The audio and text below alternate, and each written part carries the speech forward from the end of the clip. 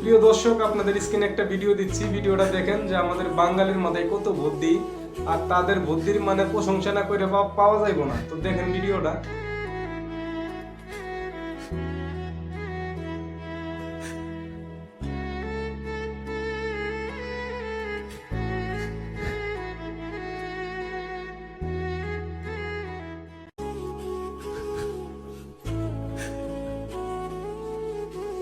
দেখেন ভাই, বাঙালির কি মাথায় বুদ্ধি।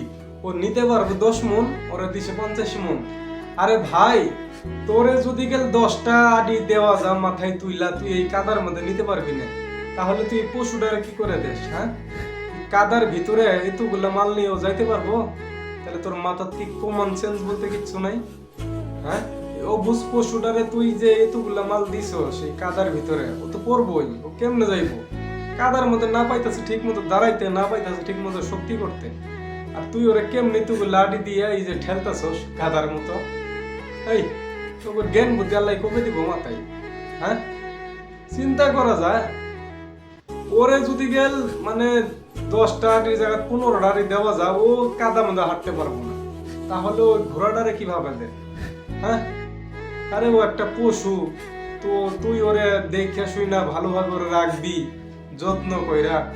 আর তোরা যদি পশুর সাথে এইভাবেই করস যে নিতে পারবো 20 মণ, তুই যদি 50 মণ দেশ, এরকম ভাবে যদি গেল পশুটারে খাটানোর চেষ্টা করস, আরে হালাই পশু তো মইরাই যাবো। লাস্টে তুই 20 মণও পাইতে পারবি না। এখন তাও পারতি, পরে তো তাও পারবি না। এগুলা জ্ঞান বুদ্ধি নিয়ে যদি গেল চলস করা, তো গোড়ার মানুষ কেরা বুঝ দিব।